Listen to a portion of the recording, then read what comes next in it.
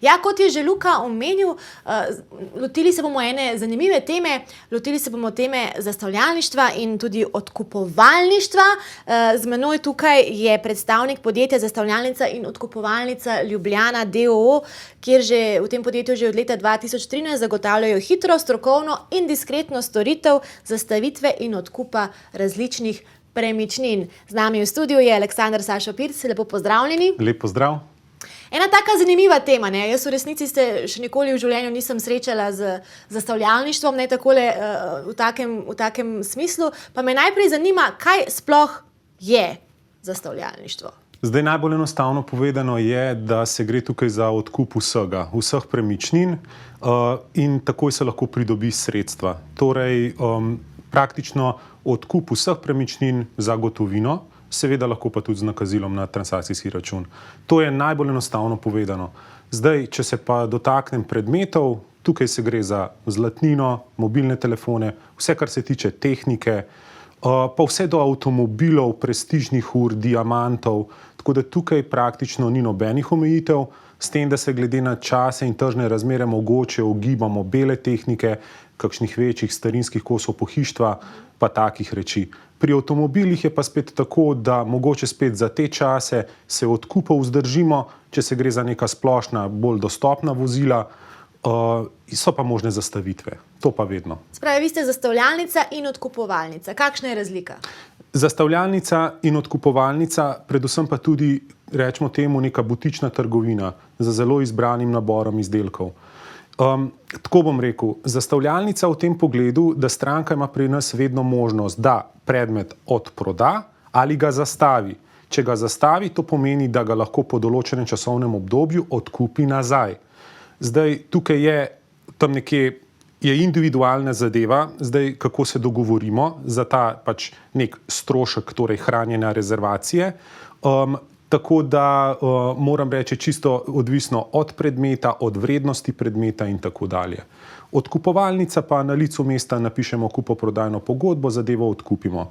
V tistem trenutku se konča z stranko, ki je prinesla. Tako, posli tudi niso beleženi nikamor, ne vsi zvon, nikamor, tako da je zadeva res transparentna in zelo enostavna. Gotovina na licu mesta. Večina nas, jaz govorim iz svojih izkušenj, poznamo zastavljalnice iz kakšnih ameriških filmov, ne vemo niti, da to obstaja v Sloveniji, pa pri teh filmih pridejo na nek slab glas. A je to nek stereotip, ki se ga je treba znebiti v resnici? To je en velik stereotip, ki ga je Hollywood pač prinesel med vse nas. Vedno so bad guyi tam v teh zastavljalnicah. Tako je, da je nekaj vse temno, pa neki čudni posli, pa tako. Temu sploh ni tako. Zastavljalništvo, to je ena najstarejših obrti, to se je začelo že v srednjem veku. To je zelo enostaven posel, kar se tiče transakcije med strankami. Tako da ta negativen prizvok to je nek tabu, ki ga je treba razbiti. Definitivno temu ni tako. Sploh, če se ozremo na naše podjetje, Zastavljalnica in odkupovalnica Ljubljana na Pražakovi 8, mi recimo delamo na dolgi rok. Mi smo prisotni od leta 2013. Moram reči, da imamo zelo veliko rednih strank, ker tukaj se gre predvsem za kratkoročna premostljiva sredstva, ki pa v današnjih časih pač ljudem vse ko prej pridejo zelo prav. Pa v bistvu, ali je zastavljalništvo takole v Sloveniji razširjeno? Ali je to bolj redko? Jaz bom tako rekel, kar se tiče zastavljalništva v Sloveniji in širše v regiji, moram reči, da smo mi vodilni. Zdaj, da bi se lahko reklo, da imamo neko konkurenco oziroma da bi stranke hodile od enega do drugega, tega ni. Ker korektno delo na dolgi rok, sploh pa posluh za človeka, to je pri nas vedno na prvem mestu. Sploh pa se moramo pohvaliti z neverjetno integriteto, ker mi smo res tim strokovnjakov, mi na licu mesta lahko zadevo ocenimo, ovrednotimo in na pošten način tudi stranki vse obrazložimo in argumentiramo. Kar se pa tiče mogoče bolj vrednih reči, recimo ne vem, velikih diamantov ali prestižnih ur, tukaj govorimo od 100.000 evrov naprej do 6-mestnih številk, tukaj pa zadeve vzamemo na brezplačne cenitve in imamo v okviru podjetja pogodbene partnerje, ki potem nam podajo nekje tržno vrednost zadeve, da mi lahko stranki podamo ponudbo. Gre se pa potem v končni fazi isto za odkup reči, ne za nobeno komisijsko prodajo, za noben procent od prodaje ali kakorkoli, ampak na licu mesta stranka isto dobi denar. Kaj pa je bila takole najbolj vredna zadeva, ki jo je kakšna stranka prinesla k vam? Tukaj so različne reči, ne morem se osredotočiti na eno. Od takih res po naročilu delanih prstanov, ogrlic, predvsem pa tudi kakšni kipci, no? Mogoče umetniška dela. Zdaj, če se osredotočimo na slovenskega aktenskega slikarja Mušiča, ne, je popularen. zelo popularen, ne, smo dobili tudi kakšnega, no? Tako da res zanimive reči.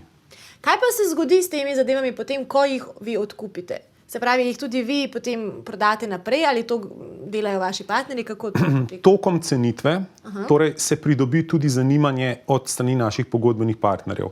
Če je zadeva taka, je potem zadeva odprodana njim. Če pa se mi odločimo, da je artikel zanimiv za na polico, za k nam v prodajo, ker mi smo tudi trgovina, pri nas lahko stranke pridejo, si zadevo tudi pogledajo. Drugače pa v okviru Bolhe prodajamo celoten naš prodajni program, 300 plus artiklov, zelo zanimivih stvari. In bom tako rekel, ne moram reči, da je en artikel prednjači pred drugimi, ker je zelo veliko povezano s tem, kaj se dogaja na trgu. A ne? Covid je recimo zelo prizadel tudi naš posel. Čeprav stranke bi mogoče ljudje bi nasplošno mislili, da je zastavljalništvo zdaj v cvetu, ne? Pa temu ni tako, tudi nas je to se zelo močno dotaknilo. Ker je vseeno to potreben določen fizičen kontakt, ne? Da stranka mora priti k vam, ni to nadaljavo. Preselili smo se na splet v tem času. Ste se tudi? Ja, tako da to ni bil to velik problem. S tem, da smo se pač osredotočili na manjše predmete, da so stranke preko pošte poslale do nas, pa smo mi potem zadevo rešili. Ne? Ampak, ja. Se vas je pa vseeno kot skoraj vse panoge, ne, tudi vas dotaknil. Ja, nažalost. Upamo, da bo čim prej tega konec. Ja, tudi mi to upamo. Hvala za enkrat. Mi se bomo še pogovarjali o zastavljalništvu in odkupovanju po oglasih. Za nekaj trenutkov pa zdaj posvetimo tudi našim oglaševalcem. Se gledamo. Smo že nazaj. Z menoj v studiu je še vedno Aleksandar Sašo Pirc, ki je predstavnik podjetja Zastavljalnica in odkupovalnica Ljubljana d.o.o. Pogovarjamo se o zastavljalnici in odkupovalnici. Tako da dobrodošli ponovno v naši družbi. Hvala lepa. Kar nekaj sva že povedala, pa me mogoče zdaj zanima, sicer bomo potem, to lahko tudi zdaj povemo, naslednji teden šli dejansko pogledati, kako pri vas se to poteka, ampak če nam lahko opišete nek tak potek procesa, ko nekdo pride k vam in nekaj zastavi. Zdaj, če je to stranka, ki pač pride mimo, da se ne naroči, ne da prej nam piše po mailu ali po telefonu, da se dogovorimo ali kakorkoli, zunaj lepo pozvoni, mi jo odpremo, nam pove, kakšen predmet je pač v zanimanju. Zdaj, če govorimo, ne vem, o zastavitvi mobilnega telefona ali o zastavitvi, ne vem, nakita, mogoče kakšne verižice zlate, mi zadevo pregledamo, potestiramo, imamo pač več različnih testov, katerih se poslužujemo, tako da določimo maso, določimo karate in vse tako dalje. Zdaj, če sva recimo tukaj pri zlatu, moram reči, da za zastavitev mi izplačamo 70% tržne vrednosti zlata. Cene so vezane na borzo, spreminjajo se vsako uro, tako da tukaj so pač odstopanja, kakršna so odstopanja na trgu. Potem pa spišemo pač kupoprodajno pogodbo in rezervacijsko pogodbo, stranki obrazložimo pač, kakšni so pogoji in dobi gotovino.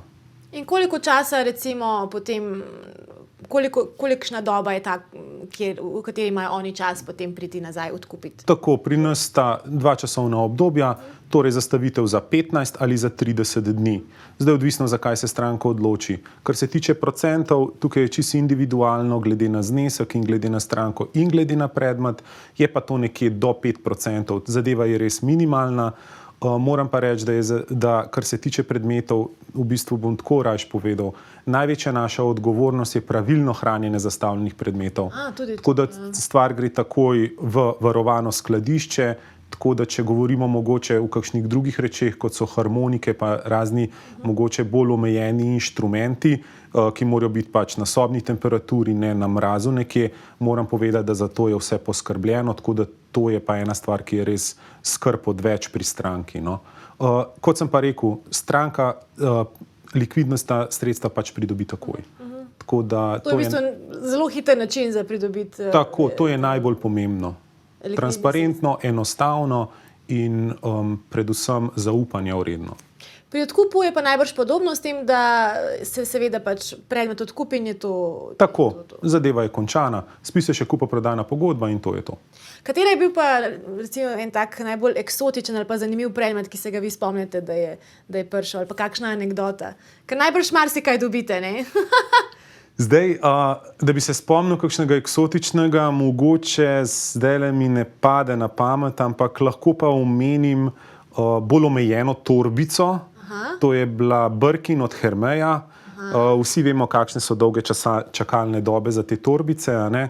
Tako da, ja, smo ga imeli in moram reči, glede na visoko ceno tacga predmeta, ne, čeprav je bil second hand temu povedano, čeprav je bil prodan od zbirateljice, bom tako rekel,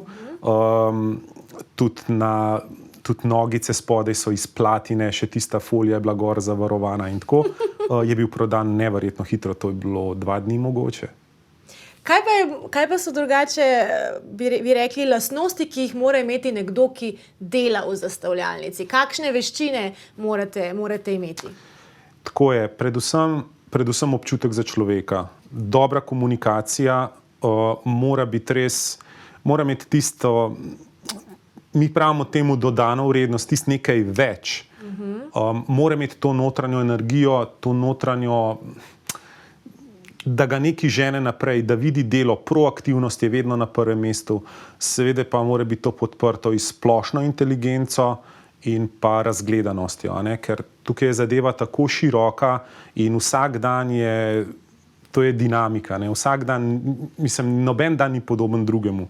Nikoli ne veš, kaj stopi čez vrata in treba se je skozi razvijati in izobraževati, sploh pa skozi raziskujemo in skozi se učimo. Obstaja prav kakšno izobraževanje oziroma je treba to, mora vsak posameznik se izobraziti po svoje? Tako, zagotovljene morajo biti neke predispozicije samega človeka, pač kakšen je kot osebnost, pač privatno in poslovno in kakorkoli, pa tudi iz kakšnih poslovnih okvirov izhaja, a ne, prihaja. Zdaj, tukaj nekje bomo rekli tako, v roku pol leta do 1 leta se razvije v tem poslu, zdaj ali je žilica za to ali ni, oziroma če je sposoben človek za tak posel, ne, ker to moram reči, da vzame celega človeka. Tukaj moraš biti 100% temu predan, ker je res znanje je široko. In vsak človek potem pride sam do tega, ali je za to ali ne. Večina moram reči, da to se ne da skritno. Mora biti tisti pristen interes, a ne? Koliko pa vas je zaposlenih v zastavljalnici in odkupovalnici Ljubljana? Zdaj, tako bom rekel, mi smo majhna ekipa, povezana ekipa, 100% predana ekipa. Mi prihajamo pa iz različnih področij. Tako da zdaj trenutno nas je 5. In najbrž se kdaj zgodi tudi, da pride k vam kakšen predmet, ki ga morda takole sami ne znate oceniti. Imate potem zunanje sodelavce, kako poteka sama ocenitev? Zdaj mi nudimo brezplačne cenitve za vse predmete, premične predmete. Zdaj, če mi na licu mesta ne moremo oceniti, ne, zadevo popišemo, poslikamo, vzamemo na brezplačno cenitev. Zdaj to traja tam nekje do 3 delovne dni. Če v okviru cenitve pridobimo ponudbo za našo stranko, in to tudi podamo, torej vedno podamo ponudbo za ali zastavitev ali za odkup. Če se stranka s to ponudbo strinja, pride, mi izplačamo gotovino, nakažemo transakcijski račun, kakšna je njena preferenca in zadeva je zaključena. V primeru pa, da želi zadevo zastaviti, lahko naredimo zastavitev. Če pa se odloči pač, da se s ponudbo ne strinja oziroma se je vmes že premislila ali pa je samo prinesla na cenitev, da je dejansko ugotovila, kaj ima, koliko je zadeva ta vredna, pa zadevo enostavno dvigne, neobvezujoče in brezplačno. No, to je pa super. In to bomo nudili vedno. To pa kapo dol, no, to mi je pa všeč, ne, ker da se vidi res, da ni tukaj samo neko koristoljubje zadaj, ampak da je da je fair in da tudi ponujate to storitev brezplačno v smislu cenitve, da se vidi, da... Ja, zato ker mi smo tukaj za ljudi, brez ljudi nas ni in mi bomo vedno pač imeli vhod, tudi recimo, če, ne vem, bom tako rekel, če zadeva, kako naj rečem, če govorimo o kakšnih telefonih, pa če stranka po nesreči izgubi račun ali pa izgubi kakšno dokumentacijo, gremo tukaj na roko. A ne? Mogoče ponudba ni ravno... Ste človeški. Ja, smo človeški, no. Smo prijazni, smo odprti, kot sem rekel, ta tabu zastavljalništva, da je to nekaj temnega, nekaj skritega, nekaj tako. To je treba razbiti, temu ni tako. Pri nas je zelo vse svetlo in odprto. Mogoče, nemogoče, zagotovo je varovanje visoko. To pač temu mora biti tako. Ja. Samo drugače pa ja, mislim, smo odprti, prijazni ljudje, tako da dobrodošli. Bomo tudi mi dobrodošli naslednji teden, ko pridemo k vam na obisk. Tako. Mogoče samo še tole, ali so kakšni predmeti, ki pa... Imate kakšne omejitve, recimo, da kakšnih predmetov pa vseeno ne sprejemate? Ne, praktično ne. Zdaj, bom rekel samo tako, glede na tržno stanje, kot sem rekel, mogoče ne odkupujemo avtomobilov, trenutno se tega vzdržimo, ujemljemo jih v zastavitev, ampak mogoče se vzdržimo. No, zdaj, če govoriva o kakšnih specifičnih modelih, bolj eksotičnih, oziroma če lahko izpostavim kakšnega oldtimerja, kaj tacga, odkup tega se načeloma tudi gre. Ne? Drugače pa omejitve v smislu, da bi kaj izrecno odrezal takoj, ne, tega pa ni. Česa pa v bistvu česa pa ljudje prinesejo največ? Kaj je najpogostejša zadeva, ki jo... Najpogostejša v času covida, pa v zadnjem letu pa pol, je zlatnine. Zelo veliko je umetniških del, pa mobilnih telefonov, no. Tega je največ, prenosnih računalnikov, pa veliko je tudi prestižnih ur, kar velike ur. Pa se to v bistvu, to, kaj ljudje prenašajo, spreminja glede na čas, pa glede na to, kaj se dogaja tudi tako na trgu in podobno? Ja, te izdelke, ki sem jih zdajle omenil, moram reči, da to so kar stalnica, no. So kar stalnica. S tem, da seveda, ko prihaja pač poletje, se mogoče najde kakšen vodni skuter, pa kakšne take reči, a ne. Drugače pa je kar raznoliko, no, čez celo leto. Kdo pa so vaše stranke? A je kakšen poseben profil strank, ki najpogosteje pridejo k vam? Ne, jaz tukaj ne moram izpostaviti enega tipa. Mislim, je kar širok spekter iz vseh področij. Zdaj vse od zdravnikov do prodajalcev v trgovinah ne moram izpostaviti enega tipa, no. Iz vseh področij. Vsakdo, ki ima kaj, kar lahko seveda zastavi ali pa ga zanima vrednost. Ali pa ga zanima vrednost. Zanima me še tole, ko pridejo ljudje k vam, imajo najbrž včasih tudi kakšne zgodbe za predmeti, ki jih prinesejo. Ali se ne poslušate veliko kakšnih zgodb, ali so bolj tako ciljno usmerjeni, pa samo prinesejo na odkup ali pa v zastavljalnico? Pri nas je tako, da zgodb večinoma stranke ne delijo toliko z nami, kolikor delijo mogoče zdaj, ko se pogovarjamo pri sami vrednosti predmeta o sentimentalnosti, ne? Navezanosti na predmet. Zdaj, da bi pa tukaj lahko povedal neko zgodbo, da bi stranka jo prav, tako bom rekel, v sklopu same predstavitve predmeta, jo razlagala, delila z nami, moram reči, da tega je zelo malo. No, saj pride od časa do časa, ampak tukaj mogoče bolj kakšno doživetje, ne vem, tako zlata sem kupila v Peruju, tako v tem smislu, no.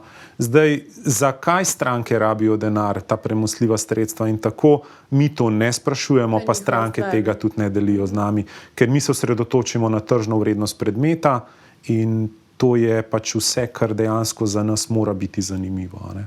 Ja, seveda, tisto je njihova stvar, to so že druge teme. Tako. Hvala vam za obisk v studiu. Ja, malenkost. Komaj čakamo, da se naslednji teden lahko dejansko sprehodimo tudi po zastavljalnici in vidimo, kaj nas čaka naslednji teden. Čaka vas celoten postopek od začetka, od kako se pride k nam, kako se vstopi k nam, kako vam bomo malo pokazali naše prodajne police, da boste videli, kakšna trgovinca dejansko smo mi, kako zanimive stvari prodajamo. Malo se bomo dotaknili, vam bomo pokazali, kako izgleda zastavljeni predmet, kako ga zavarujemo, hermetično zapakiramo, kako se ga popiše, tako da je nedotaknjen, da je strankama mirno vest, da se ga shrani v varovano skladišče. Tega vam sicer ne bomo kazali, ampak vam bomo lepo povedali. Je varovano z razlogom, ne? Se pravi, ne more kar vsako pogled imeti. Tako, ja. Tako da bo taka kratka, zanimiva izkušnja, tako da bomo ljudem prikazali, da ni to nek bav, ampak da je to res nekaj, kar obstaja že od srednjega veka naprej in je res taka luštna stvar za premostljiva sredstva ali za reči višje, nižje, kakršnekoli vrednosti. Hvala za obisk in se veselimo naslednjega tedna. Hvala vam. Mi bomo šli zdaj v oglase, po oglasih pa druge teme. Na terenu se bo Pija pogovarjala o Radiu Terminal. Se gledamo.